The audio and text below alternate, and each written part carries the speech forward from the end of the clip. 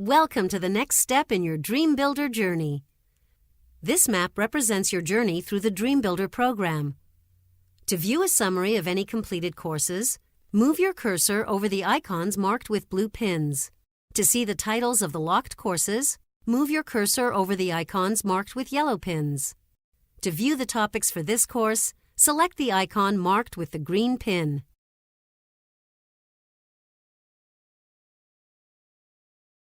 Let's check in and see what Sarah has been doing lately. Last time we saw Sarah, she decided to change her marketing strategy and she signed up her first client. In this episode, Sarah struggles to try to choose the right price for her specialized fitness service. Select play to watch the next part of Sarah's story.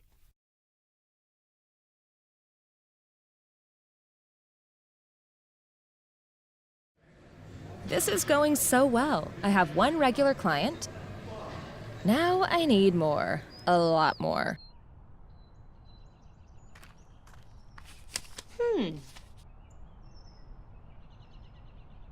Wow, that's just what I'm going to do. Clearly, I'm not doing something right. That makes 5 people who have said no outright. My prices are too high for some and seem low to others. How do I choose the right price?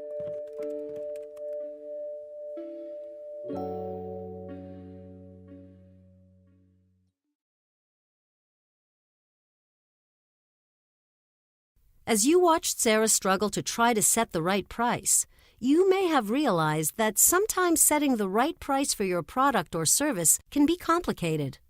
In this course, you will be asked to think about the value your customers get from your product or service and the price they are willing to pay. You will learn how to calculate costs and decide on pricing that works for your business. Finally, you will be reminded to think about how your pricing fits with your marketing message for your product or service. Here is the list of topics we will cover in this course. Select the Unlock topic to get started.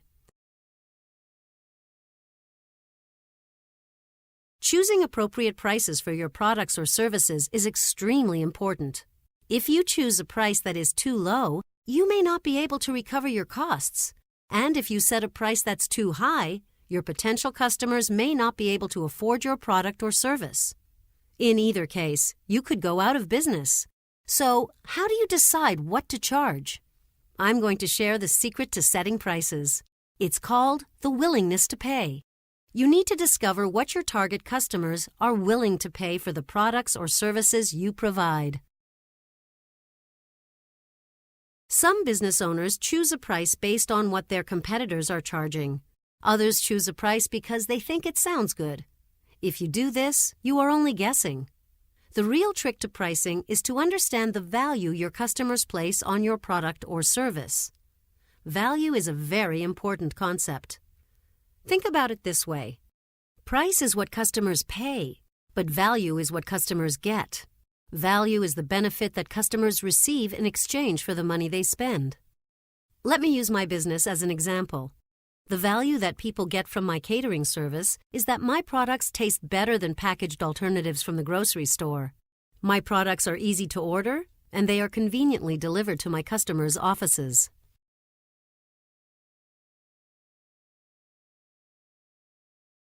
Sometimes people confuse the idea of a benefit with what I would call a feature. A feature is what the product is. It's a physical characteristic that describes or identifies the product. A benefit is what the product does, or what it promises to do as a result of its features. Together, features and benefits determine value. They determine what the customers get in exchange for their money. Let's look at an example. Marcus buys his work boots from a woman who makes leather products out of good quality leather. He won't buy his boots anywhere else. Now let's look at the features and benefits of these boots and think about their value. Select each component of the diagram. The boots Marcus buys are made of good quality leather. Because the boots are made from good quality leather, they are long-lasting and comfortable. Because the boots are long-lasting and comfortable, Marcus doesn't have to buy boots as often, and his feet are not as tired by the end of the day.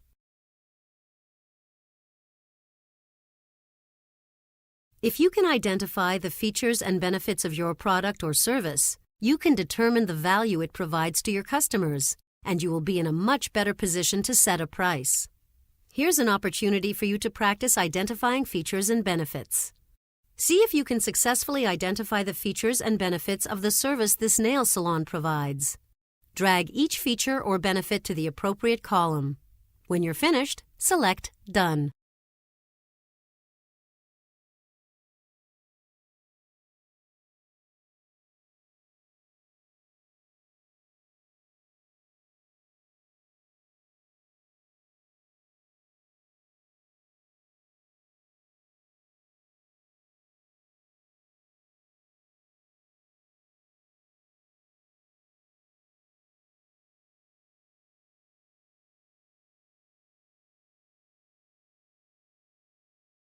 You got it! This nail salon service offers the following features: top-grade nail polish, friendly and courteous staff, massage chairs, and experienced nail technicians. Because of these features, customers feel pampered and they leave with beautiful nails.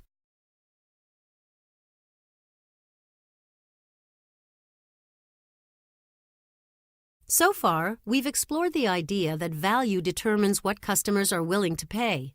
We've also explored the idea that features and benefits help determine value. In this video, you will learn that when it comes to setting prices, you need to try different methods and find the process that works best for you, based on the products or services you offer, the industry you're in, and other factors unique to your business. You will hear from a number of entrepreneurs as each explains the method they found best to set their prices. Select play to start the video.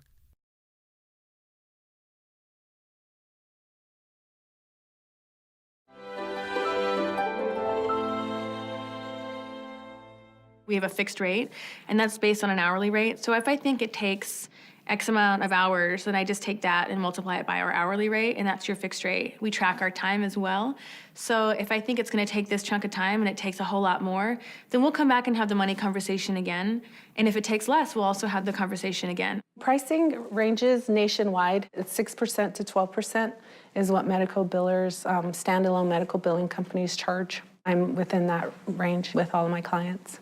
Do your research and find out what the market will bear. You would want to start there and have as low as possible your overhead, and then you price by square footage.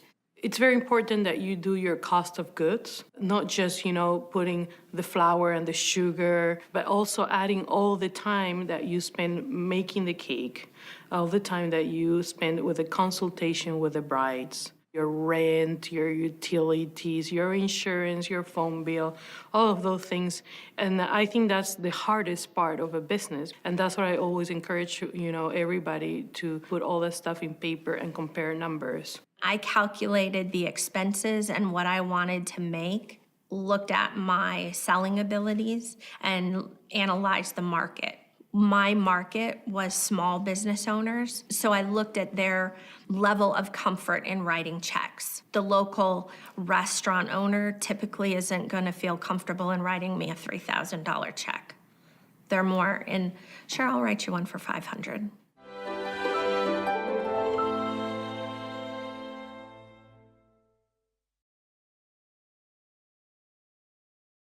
In the video, you heard the various entrepreneurs describe a number of methods they used to set a price for their product or service. Next, we'll talk about the steps you need to take as you search for the right price. These steps involve doing market research and testing out different prices to see what your customers think.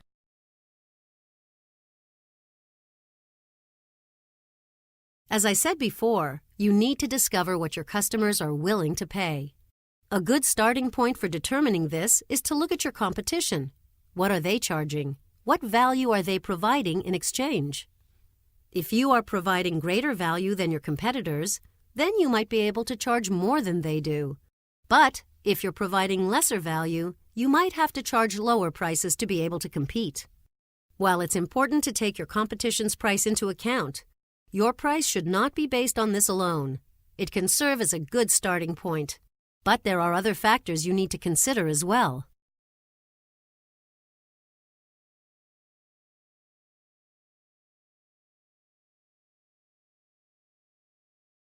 Another great way to discover what your customers are willing to pay is to review the market research you have done, and maybe even do some additional research.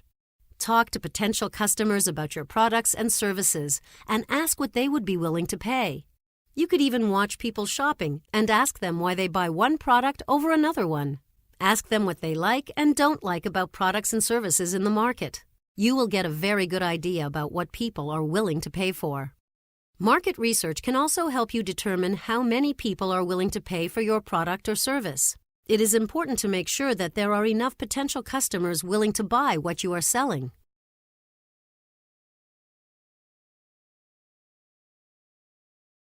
The ultimate way to determine if a price is right is to try it out. Do your research, make your best guess, and test it out. You will soon discover what your customers think about your pricing. It's a good idea to start with a price that is slightly higher than what you think customers are willing to pay. It's much easier to lower a price than it is to raise it. In this next video, you'll hear Marissa explain the process that she used to adjust her pricing after realizing it was initially too high. Select play to start the video.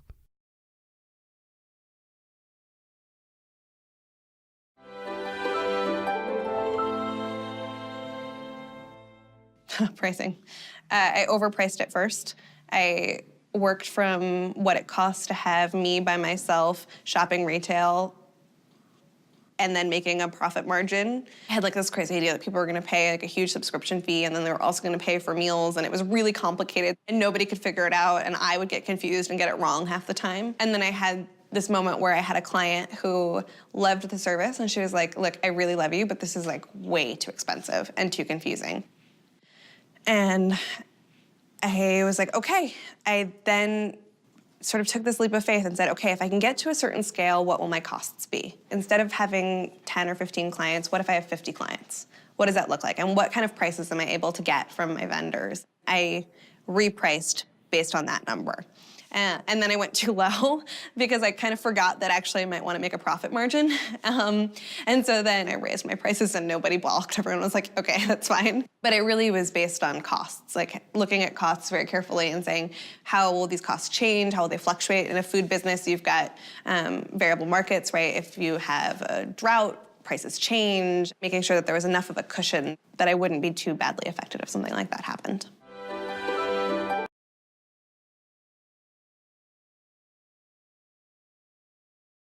When setting your prices, you must know how much your customers are willing to pay.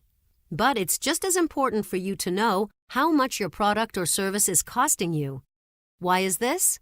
Because you want to make sure you can make money. So, now it's time to do the math on what it costs you to make your product or provide your service. When I started my business, the idea of working with numbers scared me.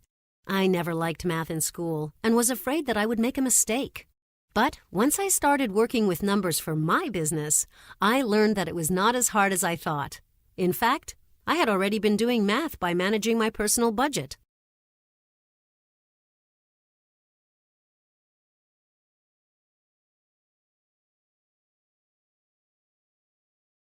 Figuring out costs can be difficult because there are many different expenses that you need to look at. The process becomes a lot more manageable if you break it down into a series of steps. You should start by figuring out your direct costs. Direct costs are the costs that are directly related to making your product or providing your service. Example of direct costs for a product might be the raw materials that go into the product, the packaging, and the labor costs. Direct costs for a service would include the labor costs and any supplies that you use in providing that service.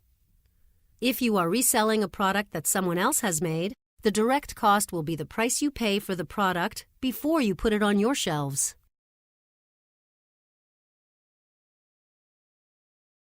Your price, minus your direct costs, gives you something called your gross profit. Gross profit isn't your final profit. You still have a few more costs to consider before figuring out what your final profit will be. But finding your gross profit is a good starting point. Let's use a simple cookie recipe of mine as an example. The recipe consists of flour, sugar, and butter, and a few other ingredients. Now, the other ingredients are a secret. They make my recipes special, and I don't want to give them away. So I'm just going to group them together and show you the total amount I spend on them.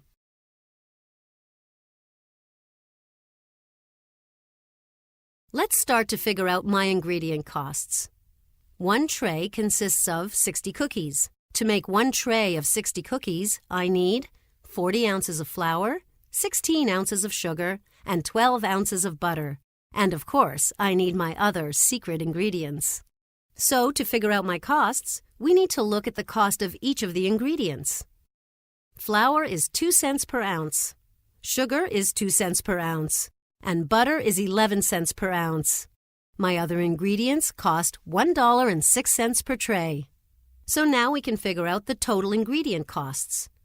Flour costs 2 cents per ounce, and we need 40 ounces. So the total cost for flour is 80 cents. Sugar also costs 2 cents per ounce. We need 16 ounces, so the total cost is 32 cents. Butter costs 11 cents per ounce, and the recipe calls for 12 ounces. So the total cost for butter is $1.32. And of course, I need to add in the cost of my other ingredients, which is $1.06. If I add this all together, the total ingredient cost for a tray of 60 cookies is $3.50. But sometimes I burn a batch of cookies or I accidentally spill flour. I have to account for the cost of these mistakes. This is called a defect cost. A defect cost can include any type of loss, such as theft, wasted supplies, or work that needs to be done over. In my case, I estimate that my defect cost is 20% per batch. Your defect cost will be different than mine and may range from 1 or 2% to 30% or more. It may take you some time to determine a percentage that accurately reflects your defect costs. When you're starting out, you can just make your best estimate. You can adjust your estimate as you learn more about your business. 20% of $3.50 is 70 cents. So if I add this to the cost of the ingredients, I end up with a new total ingredient cost of $4.20. This is what it costs me to make one tray of cookies.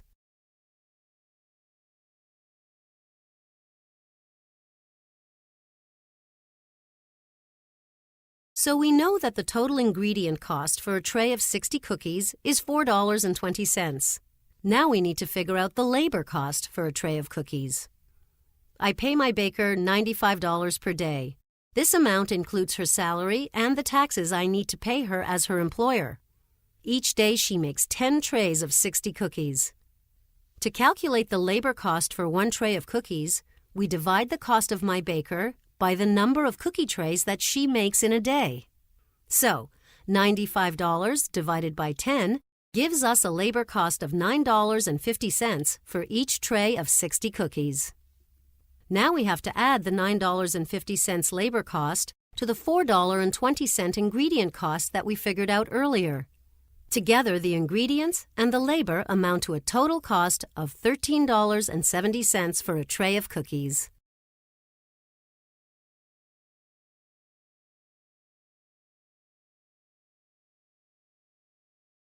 So we found out my ingredient costs and my labor costs for each tray of cookies. Now we just need to factor in my packaging costs. When I sell my cookies, I put them in a nice covered tray or a decorative box. This packaging costs about $2.10 per cookie tray. When I add this amount to my other costs, I end up with a total direct cost of $15.80 for each tray of 60 cookies.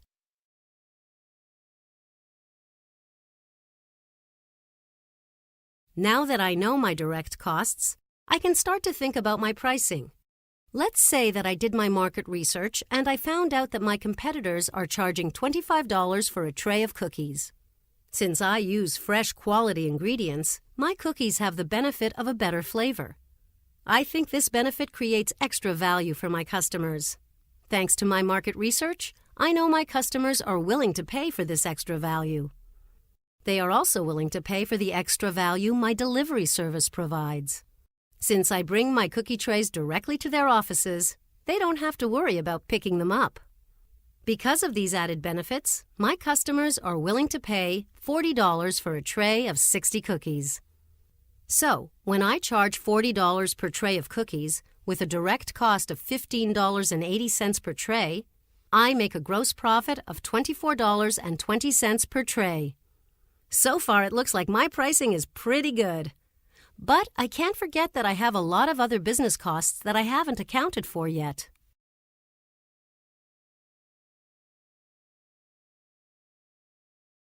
Now, I'd like you to try something so that you can see what would have happened if I hadn't done my research when I was setting my prices.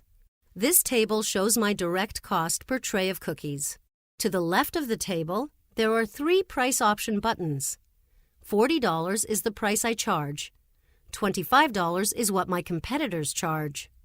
$10 is what I would charge if I wanted to position myself as the lowest priced option.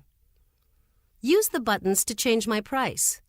Watch how the change in price affects my gross profit. When you're done experimenting with my prices, select Done.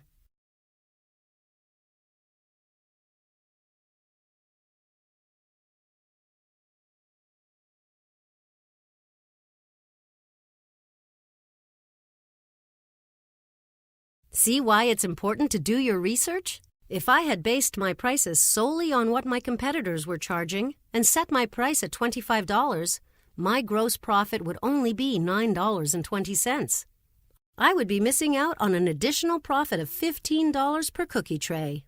If I charged $10 per cookie tray and my costs were still $15.80 per cookie tray, I'd be spending $5.80 more per cookie tray than I received in revenue. I'd go broke selling cookies so cheaply. When you know all of your costs and you understand your customers' willingness to pay, then you can do experiments like the one we just did to make sure you can make a profit at the price you've chosen for your product or service.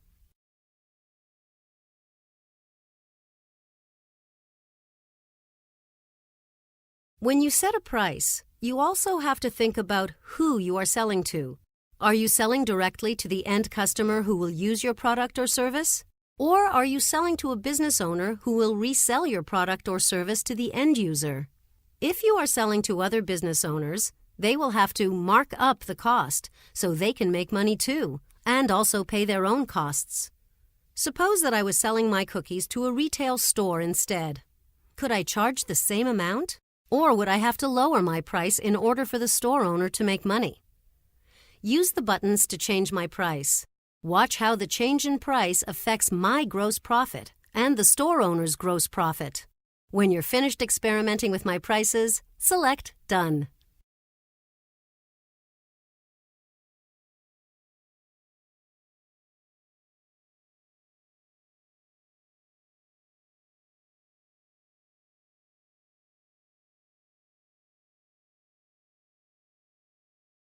From my market research, I know that customers are willing to pay $40 for one of my cookie trays.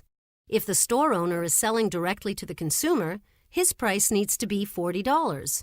If I charge the store $40, he won't make any money selling my cookies.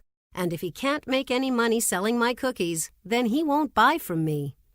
If I charged the store owner $30 a tray, then I would still make a gross profit of $14.20. The store owner would make a gross profit of $10 after subtracting the $30 he paid me for each tray. At $30 a tray, we both make a little money. You might ask why I would do this if I could make more money per tray by selling it directly to the customer myself. In some cases, I might be able to sell a lot more cookies by selling to a store. So even though I would make less profit per cookie tray, I would make more money overall.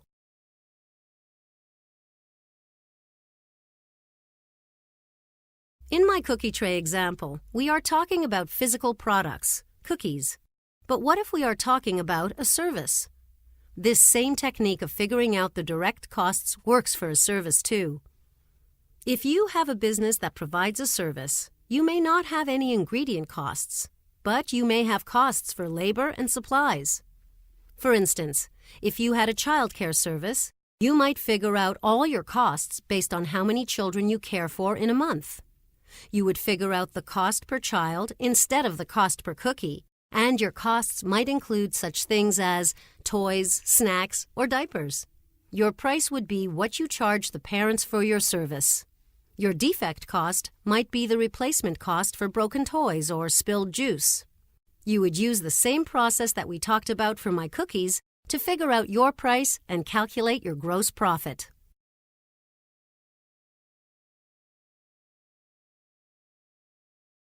So far, we've talked about how to calculate your direct costs. But direct costs aren't the only costs you will have in your business.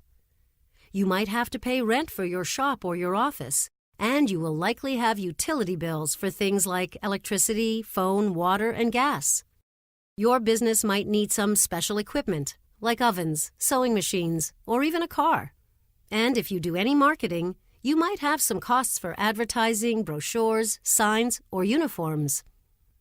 You likely included some of the cost of employees in your direct costs when you estimated the labor needed to make your product or perform your service.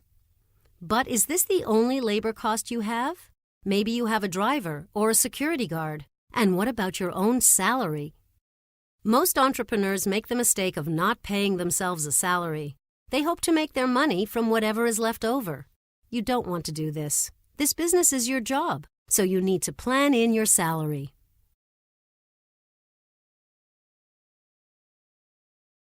These extra costs are called indirect costs. An easy way to think about indirect costs is that they are all the other costs not included in your direct costs. If you add all the direct costs and all the indirect costs, you will have your total costs for running your business. The gross profit you make from your business each month needs to be enough to pay for all of your indirect costs and hopefully leave a little extra money for your profit.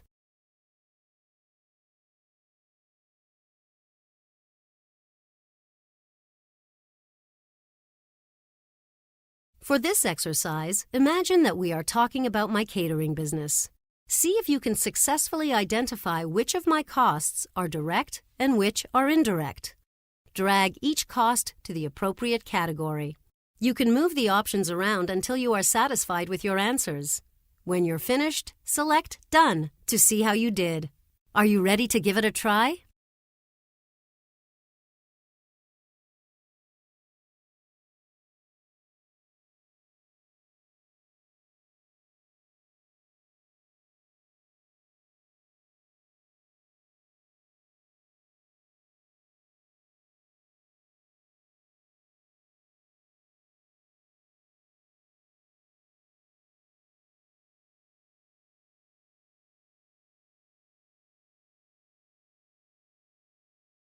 Let's take a closer look at my direct and indirect costs. Some of my direct costs are my ingredients, my baker's salaries, and packaging for my cookies. My indirect costs include rent, phone, and electricity bills, the cost of my new oven, marketing costs, and what I pay my driver to deliver my cookies.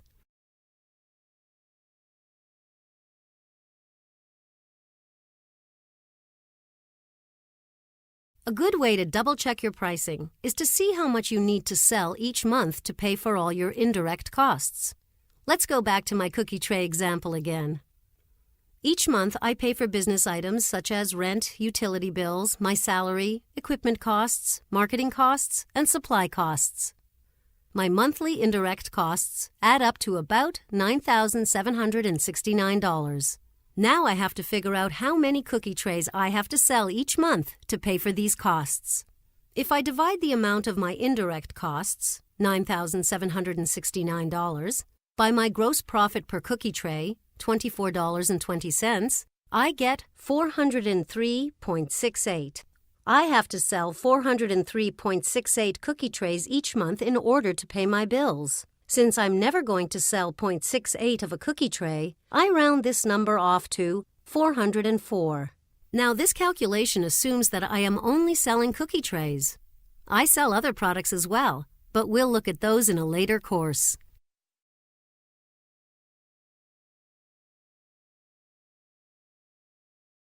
Now I have to find out if I can sell 404 cookie trays in a month.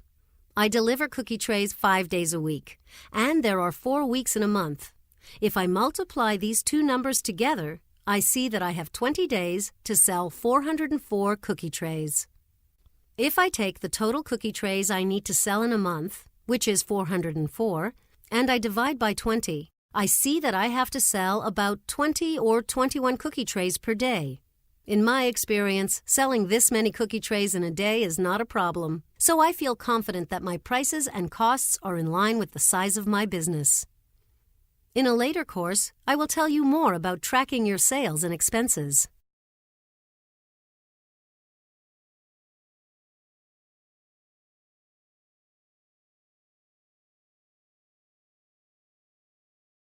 Sometimes you will discover that the price your customer is willing to pay is actually lower than your cost. If this happens to you, don't feel badly. It happens to many entrepreneurs. Sometimes entrepreneurs grow to love some of their products too much and become blind to the fact that no one else feels the same way. If you find yourself in a situation where the price customers are willing to pay is less than your costs, you have 3 options: cut your costs, increase the value and the price, or discontinue the product or service.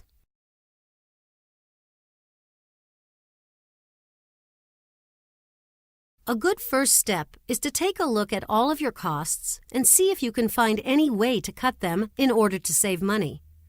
Are there ingredients or materials that are not necessary? Is there a way to lower your labor costs? Can you cut down in other areas like marketing? In this video, Marjorie describes some of her pricing issues and explains how she manages to cut costs or balance some of the pricing. Select play to start the video.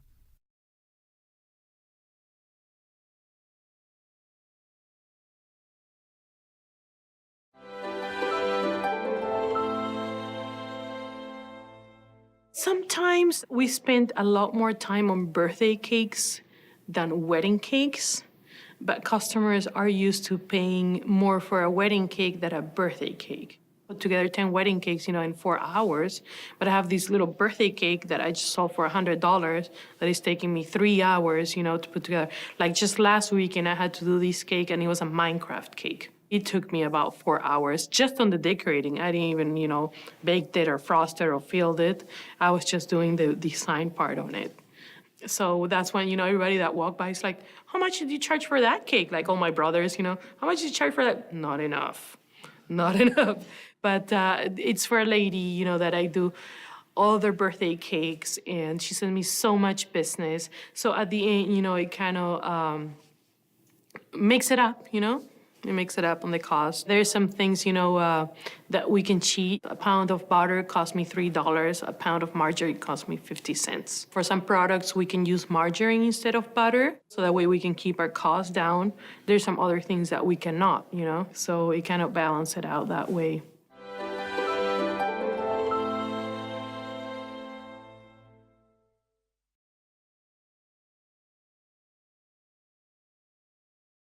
Let me tell you about a time I had to cut costs to keep from losing money in my business. I used to make this great cookie called the Silver Treasure. It had crystal sugar that sparkled and silver candy balls decorating the top. My mother taught me how to make these cookies when I was a girl, and I always loved how pretty they were. But the silver candy balls were very expensive. When I charged enough to cover the cost of a tray of these cookies, no one would order them. When I lowered the cost, I lost money. One day, I dropped off a tray of Silver Treasure cookies at a client's office. One of the employees grabbed a cookie, and I watched him pick the silver balls off the top. I was surprised, so I asked him about it. He said that he loved how the cookies tasted, but found the silver balls too hard to chew. That made me realize that I could leave off the silver balls and make a cookie that still tasted good, but wasn't as expensive. By making this small change, I lowered the cost of my ingredients, and I no longer lost money on my Silver Treasure cookie trays.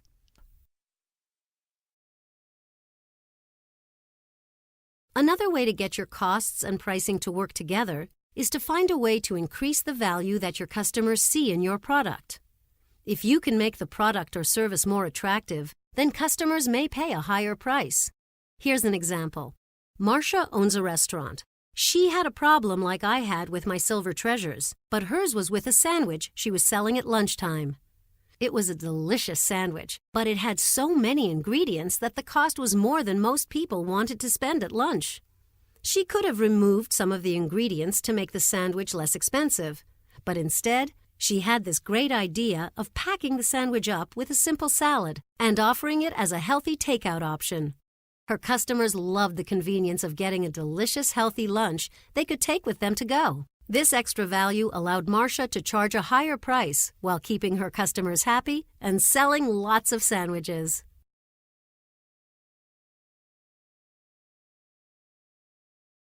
You might be able to think of other ways to make your own product or service more attractive to customers. Things like added convenience, bundling, sales promotions, special packaging, volume discounts, or even clever marketing can all help products or services seem more attractive. But if you have tried everything you can to increase the value of your product or cut your costs, and you are still not making a profit, then your only choice is to discontinue that product or service altogether, unless it brings in all or most of your other business. If the unprofitable product helps bring customers into your business and generate other sales, then it may be worth your while to keep it.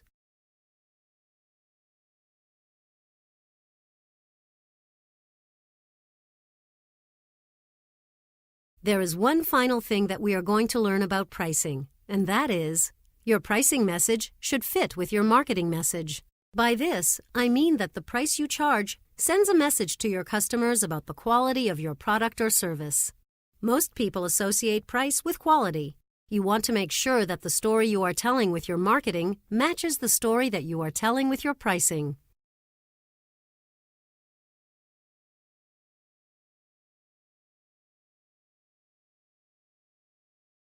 In the last course, we talked about positioning.